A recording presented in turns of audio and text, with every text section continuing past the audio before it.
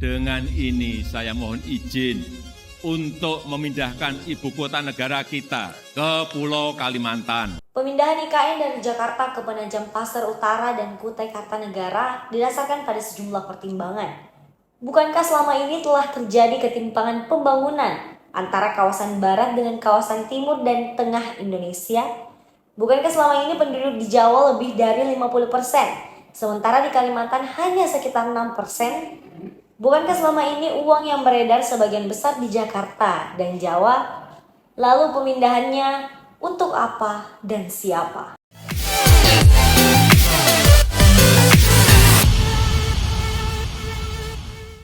Sobat Akademika UNES TV, jumpa lagi dalam program UNES Meet.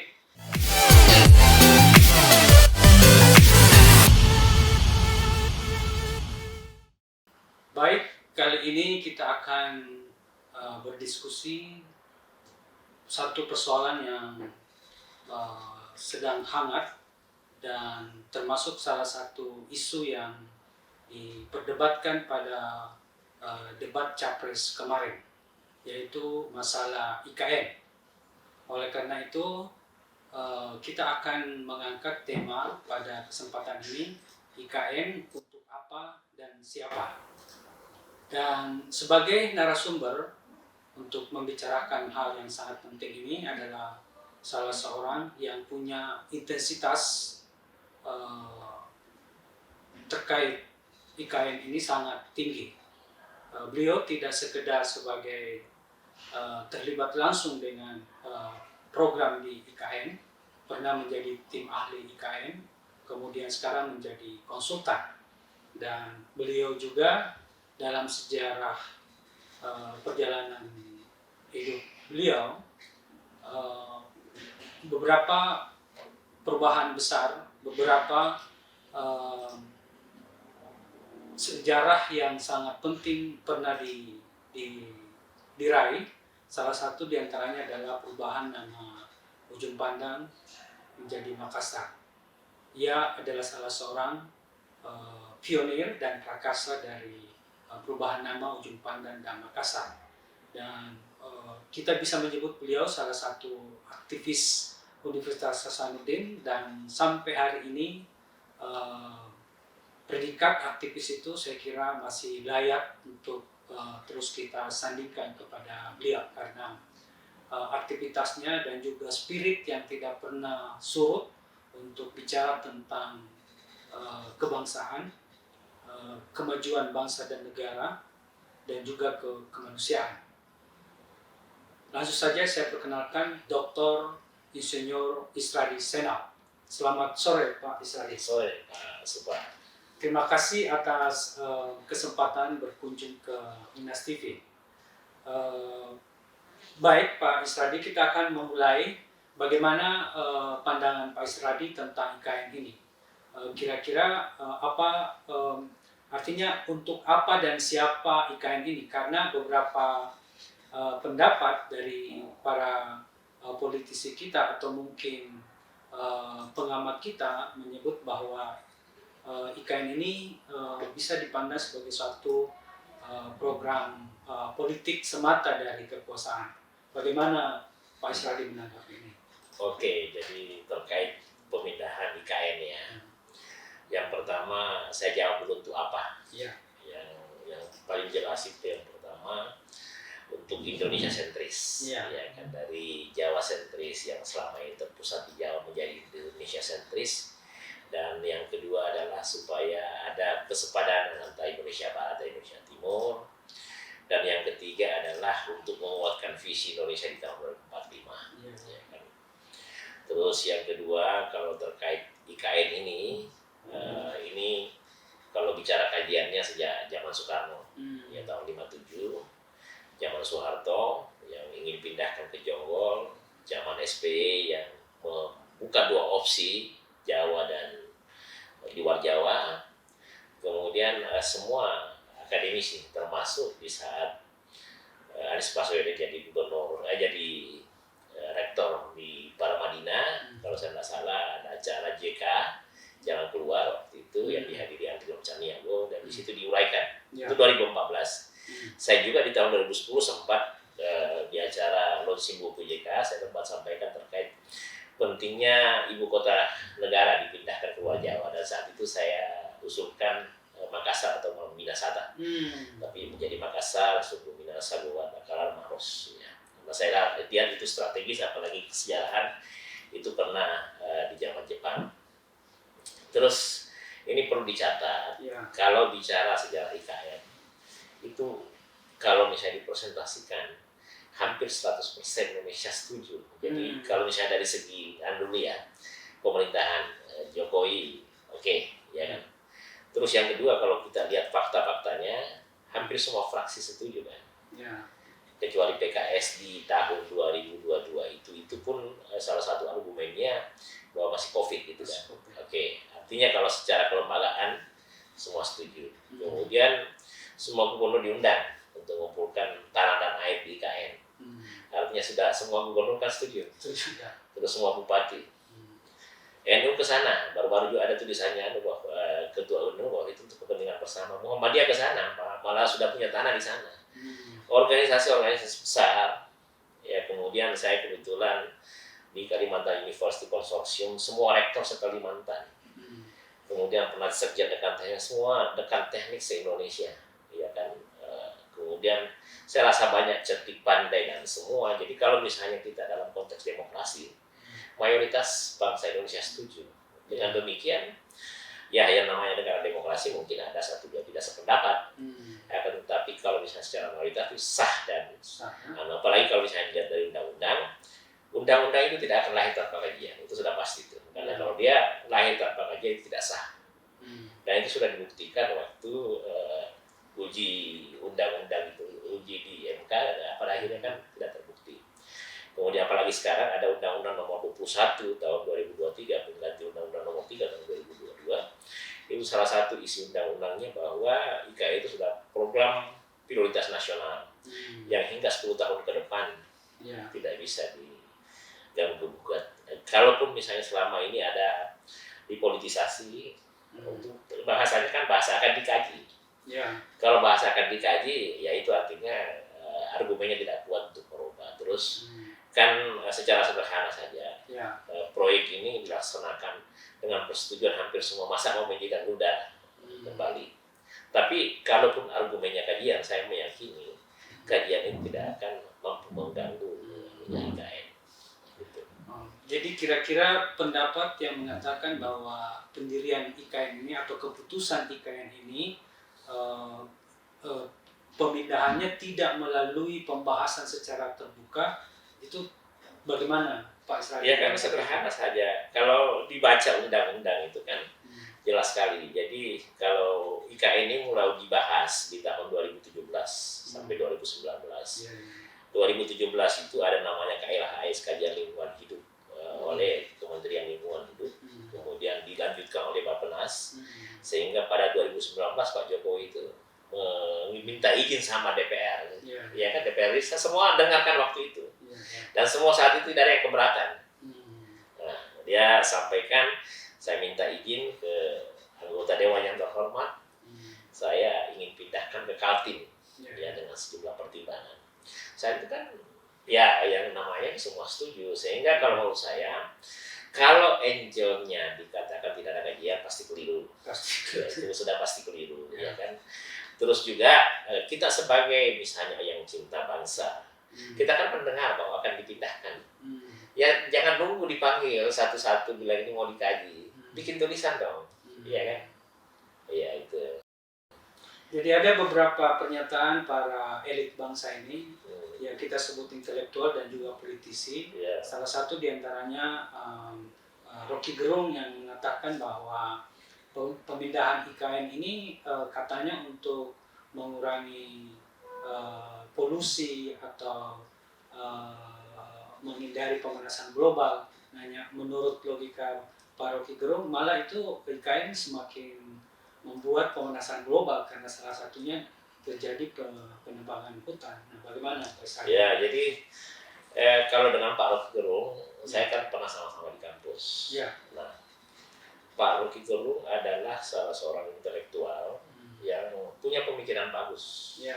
Akan tetapi khusus IKN, kebetulan beliau belum pernah ke sana. Ya, ya, ya. Jadi saya juga membaca, kalau dia baca sebenarnya dokumen IKN, dia akan merubah pandangannya. Jadi begini, kalau di IKN itu sekitar luasnya kan 256 dulunya di Undang-Undang Nomor 3 tahun 2022. Sekarang sekitar 252.000 hektar. Nah, di sana itu kan orang kenal sejak dulu bahwa itu hutan tanaman industri kebanyakan. Jadi hutan tanaman industri adalah bukan hutan dalam arti sesungguhnya.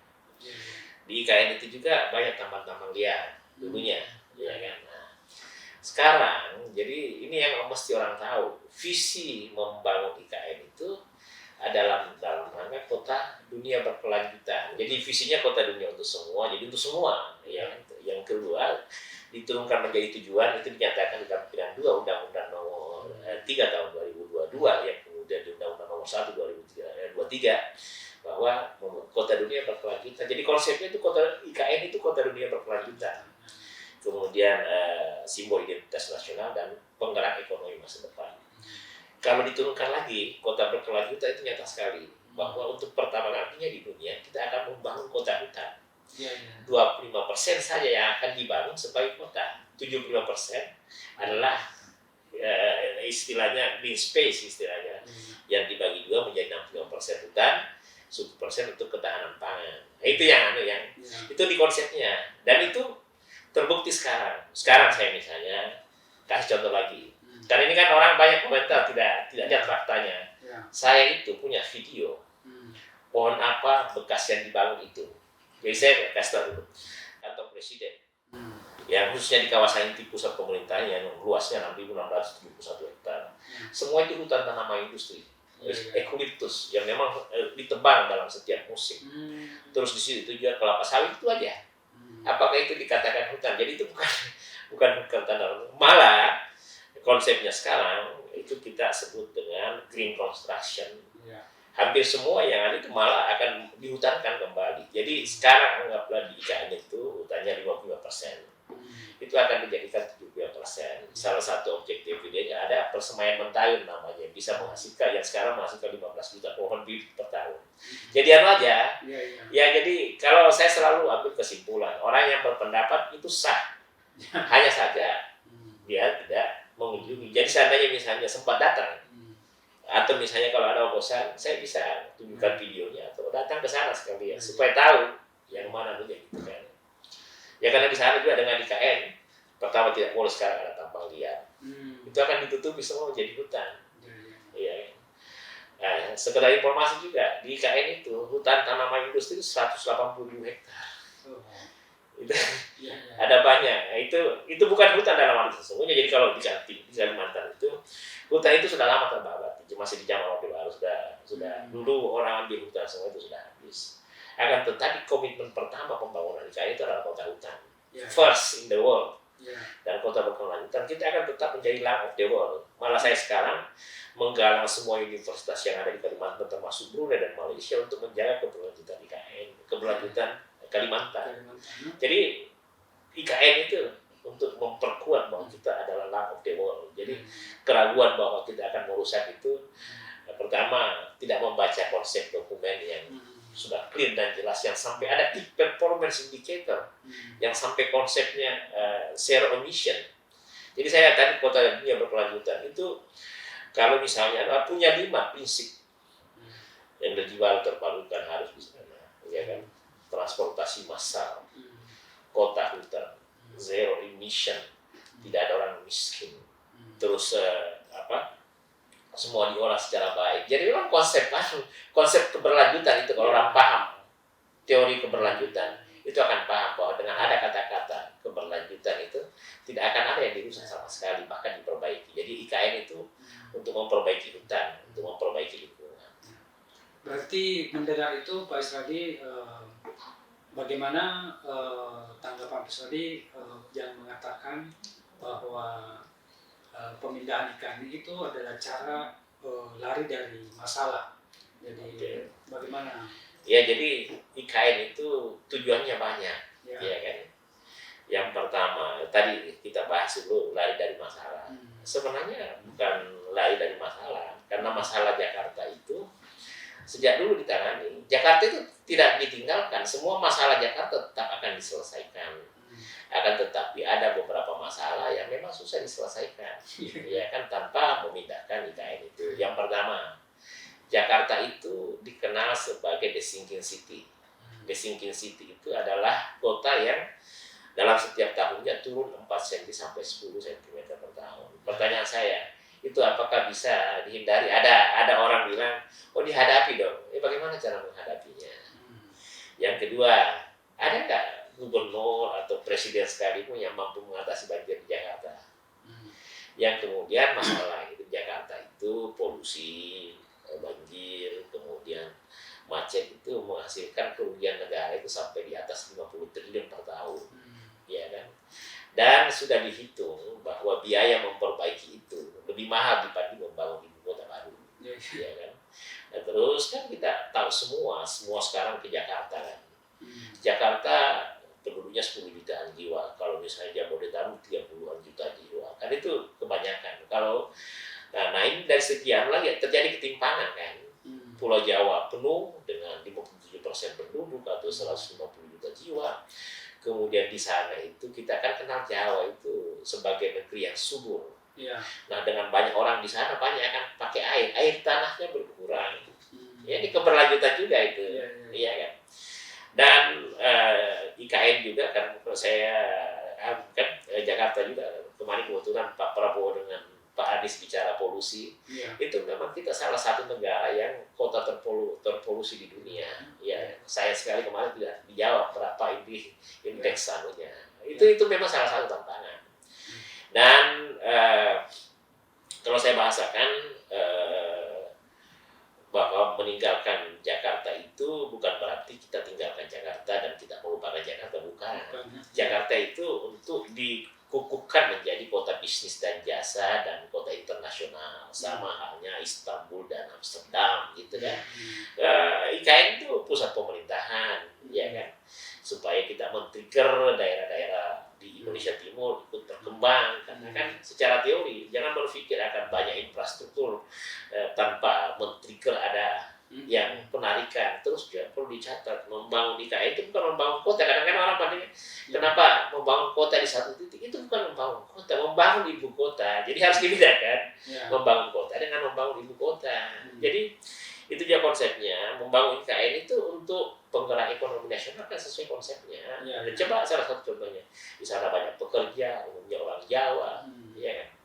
Itu men-trigger secara nasional, ya kan? Jadi IKN itu bukan untuk kepentingan Kaltim. Di buku yang pertama saya sampai menulis IKN Nusantara itu dari Paku Nagara untuk Indonesia dan dunia. Jadi konsep awalnya itu untuk Indonesia dan untuk dunia. Ya. Jadi keuntungannya ini memang untuk tidak hanya malah untuk Indonesia, tapi bahkan dunia ya. Memang dunia. Jadi kan orang tidak membaca aja konsepnya. IKN itu untuk dunia. IKN itu Kaltim, Kalimantan itu berkomitmen untuk paru-paru dunia. Itu tetap. Dan kalau tidak di IKN kan itu akan semakin banyak tambang-tambang liar, ya kan. Tambang-tambang liar itu yang susah dikendalikan. Nah, akan terjadi kesenjangan. Kita kalau lihat perbatasan Malaysia Indonesia, kita kecil sekali. Jangan ada aja yang punya konsep akan kita bangun kereta dari tidak sembarang membangun kereta itu kalau misalnya orang kurang, karena kan ya tidak usahlah seakan-akan mau jadi pahlawan membangun di Kalimantan Timur itu. Kalau kita ke satu daerah, ke Sangatta itu lebih susah. Susahnya bukan main sampai hari ini. Karena kenapa? Benar juga, karena kan kurang orang. Siapa yang mau naik pesawat ya? Makanya itu ada target seperti itu. Jadi sangat-sangat clear itu manfaatnya untuk seluruh masyarakat Indonesia, untuk Indonesia. Bahkan hari ini yang merasakan manfaatnya itu Indonesia. Batunya dari mana? Semennya dari mana? Peralatan konstruksi dari mana? Perusahaan dari mana? Itu sedikit-sedikit saja sudah membuat Indonesia menggeliat. Dalam sejarah dunia itu Selat Malaka membuat salah satu wilayah yang makmur. Ini sekarang Selat Makassar yang dilalui Alki II itu potensinya besar sekali. Jadi kalau secara kajian politik, ekonomi, sosial, budaya itu sudah dilakukan. Bahkan hanya saya lihat ini Orang tidak baca lampiran 2 undang-undang. Di situ jelas sekali semua argumen ada di situ. Ya. Sampai key performance indicator ada. Hmm. Sampai tahun kapan dicapai, kenapa kita harus mencapai itu ada semua. Ya. Iya kan? Jadi singkatnya Pak Isradi berkesimpulan bahwa IKN ini adalah sebuah keputusan yang bijak untuk Indonesia. Iya, karena kan kira-kira siapa yang bertanggung jawab kalau orang tetap menjadikan Jakarta sebagai pusat, sehingga semua yang seharusnya di Pulau Jawa misalnya seharusnya harus jadi tanaman menjadi bangunan semua. Kalau air digerus habis semua. Ya kan kayak gitu logikanya. Jadi bukan karena terus satu aja sumber misalnya perputaran uang di sana aja. Ya kan kalau kita tenang berpikir sebenarnya ya tidak ada kan ini yang saya langsung aja kan. Ada yang bilang uangnya kan, uang seakan-akan kalau itu dipakai untuk memberi honorer, memberi kan ini kan apa kita lupa bahwa di Indonesia ini porsi-porsi pembangunan sudah dibagi. Ya. Ada untuk kesehatan itu tidak diganggu. Jadi untuk kesehatan, untuk stunting, tenaga kesehatan itu sudah ada di APBN ada. Untuk pendidikan, guru honorer atau kalau memang itu diperlukan sesuai dengan skala prioritas sudah ada. Begitu juga Kementerian PUPR ada sekian ratus triliun atau puluhan triliun untuk pembangunan infrastruktur seluruh Indonesia. Hanya kan selama ini pembangunan infrastruktur kebanyakan di Jawa daerah lain. Kaltim yang menghasilkan 400 sampai 500 triliun per tahun selama Indonesia merdeka baru punya satu tol. Apalagi di sana cuma penduduk cuma 6%. Jadi ini asas keadilan kita bekas sedikit lah yang terkait itu. Ada yang bilang kita memajukan kota kecil menjadi kota besar, sedang menengah itu kan keliru juga. Ini bukan di situ letak masalahnya. Selama ini Indonesia Timur tertinggal, makanya yang dimaksud pemerataan itu Indonesia Timur dan Indonesia Barat karena kan tertinggal sekali. Baik, Pak Isradi, kira-kira apa pesan Pak Isradi kepada calon presiden dalam kaitan IKN ini? Ya jadi kalau saya kan pernah ketemu Pak Anies. Ya. Pak Ganjar pernah ke kampus saya. Saya secara naluri dari secara ini kedua presiden ini menyetujui itu IKN. Dan makanya mereka menjawab secara diplomatis akan melakukan kajian. Hanya kan masyarakat itu menganggap akan melakukan kajian seakan-akan menolak. Kan susah juga. Bagaimana bisa? Kalau misalnya jadi presiden kan semua IKN ini ditetapkan dipindahkan kan hampir semua fraksi termasuk PKB dan Nasdem. Masa mau jilat lidahnya kan ludahnya kan tidak mungkin kan. Terus yang kedua kan presiden itu bukan tidak semudah itu mengubah undang-undang, apalagi ini program prioritas nasional. Dan mereka tahu. Akan tetapi kalau saya karena kita terlanjur berkomitmen kita negara demokrasi, apa yang mereka sampaikan itu kalau saya selalu membahasakan kawan berpikir. Ya. Pada akhirnya kalau misalnya mau bicara ujung-ujungnya kajian, mereka akan tetap tunduk pada kajian-kajian yang sudah dilakukan karena kajian dilakukan itu tidak sederhana dan panjang sekali, banyak sekali argumen yang menetapkan itu pemindahan IKN. Salah satunya minim gempa. Nah, itu tidak bisa diperbaiki. Siapa yang bisa perbaiki minim gempa karena ini ring of fire. Ya kan? Itu. Baik, kapan terakhir Pak Isradi ke IKN? Kemarin kan? Kemarin. Boleh diceritakan perkembangannya yang kemarin itu sampai sekarang ini? Ya, jadi saya kemarin itu surprise ya. Jadi kemarin kebetulan ada Inyo Manuarta. Inyo Manuarta itu adalah seorang tokoh Indonesia yang mendesain beberapa bangunan di IKN sekaligus Bila Garuda.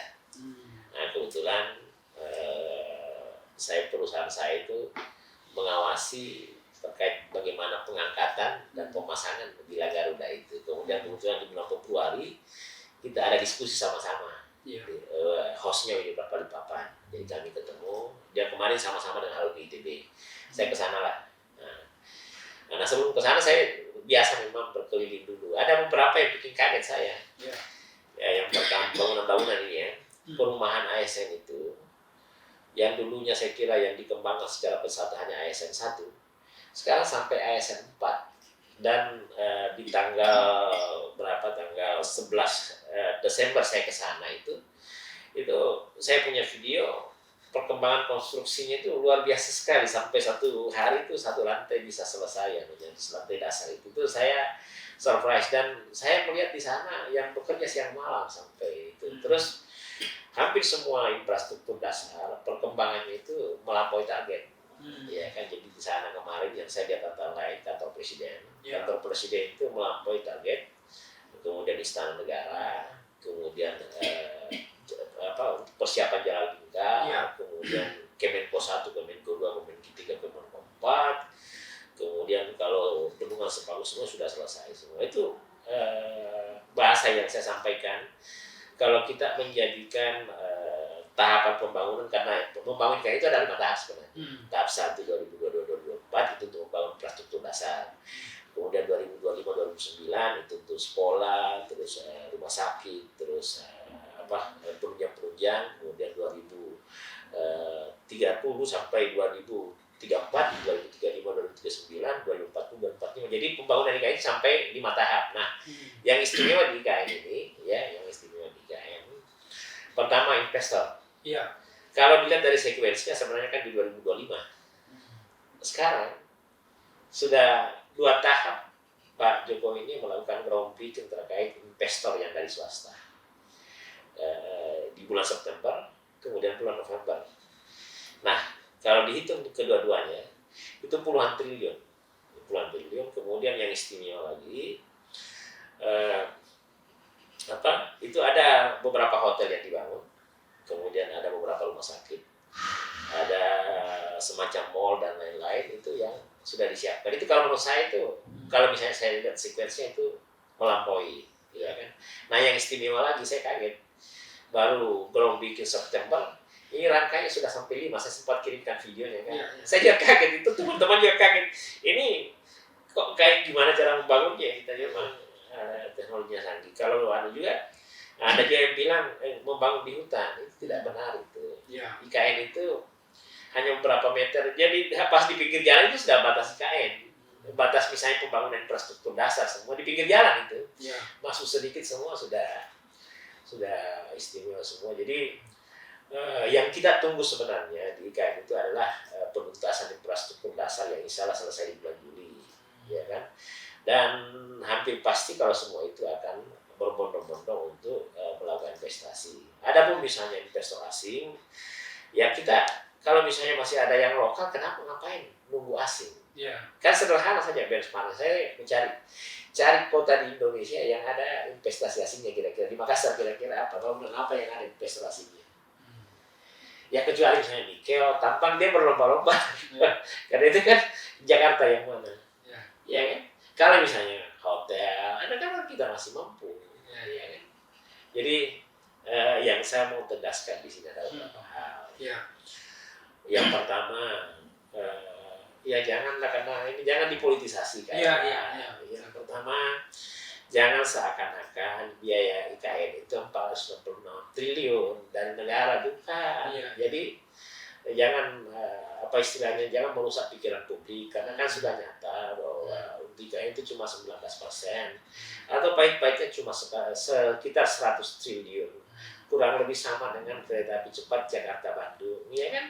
Maksudnya kasihan banget gitu kan. Jadi jangan dipolitisasi, harus jujur aja, ya kan? Karena skema IKN itu memang lebih banyak swasta persentasenya. Itu satu. Terus yang kedua, janganlah berpandangan seakan-akan itu untuk ASN aja. Karena anak kecil saja kalau hitung-hitungannya nyata sekali. Untuk semuanya untuk Indonesia kok. Sekarang sudah jadi penggerak ekonomi nasional. Sekarang IKN sudah membuat kaum buruh, itu anaknya bisa sekolah, dapurnya bisa berasap, terus pendidikannya bisa berlanjut, kesehatannya bisa dijaga, dan itu 80-90% dari Jawa dan Sumatera, ya kan? Dan kemudian melihat daripada perusahaan-perusahaan, ya kan? Terus juga jangan mempersempit seakan-akan pemindahan itu karena pemerataan aja, kan banyak pertimbangannya, pemerataan penduduk, pemerataan ekonomi, terus Indonesia sentris, keseimbangan barat dan timur, ya kan? Ya Pak, kan baca dong di dokumen itu. Jangan juga menyatakan bahwa pemindahan IKN itu disederhanakan seakan-akan menghindari masalah, jangan. Itu kan terlalu fisik. Kalau hanya menghindari masalah, tidak mungkin itu IKN dipindahkan. Itu banyak faktor lain. Ada sekian banyak, ya kan. Nah, kalau saya sih sebagai sahabat, kan saya anggap semua calon presiden ini orang yang istilahnya orang-orang pilihan. Saya tidak meyakini dia akan merusak itu. Saya meyakini itu akan tetap, karena dia tokoh harus hati-hati mengeluarkan diksi. Jangan sampai seakan-akan yang dipakai di IKN itu 460 triliun. Jangan sampai menyakiti orang aktif seakan-akan hanya satu titik saja. Padahal yang merasakan dulu IKN ini, yang sekarang pembangunan IKN ini Jawa dulu dan lain-lain. Ya kan, jangan menyakiti lah. Jangan seakan-akan pemerintah membuang uang di sana. Malu dong sama Kaltim. 400 triliun sampai 500 triliun setiap tahun diberikan kepada negara. Itu feedbacknya hampir tidak seimbang dengan yang diberikan. Kayunya sudah habis. Sekarang minyak dan batu baranya diambil. Kemudian dibandingkan Papua, Aceh, Riau, bagi hasilnya kan beda. Masa tega-teganya bilang seakan-akan membuang uang, padahal kan apalagi di IKN itu infrastruktur yang dibangun yang di atas nama IKN itu sebenarnya untuk kepentingan kabupaten lain, kota lain. Misalnya tol dari Balikpapan ke IKN itu kan untuk kepentingan yang melalui Samarinda itu kan semua. Terus ini membuat geliat pembangunan kota di seluruh Indonesia. Saya dari Sulawesi Barat diundang oleh Universitas Sulawesi Barat bicara terkait IKN. Saya melihat mulai dari ketua DPRD sampai sekda provinsi apa semua dia sangat mempersiapkan dulu terkait IKN. Saya punya teman rektor rektor di Sulawesi Tengah itu gembira sekali, malah dia usulkan supaya kita potong Sulawesi menjadi kanal supaya lebih cepat semua.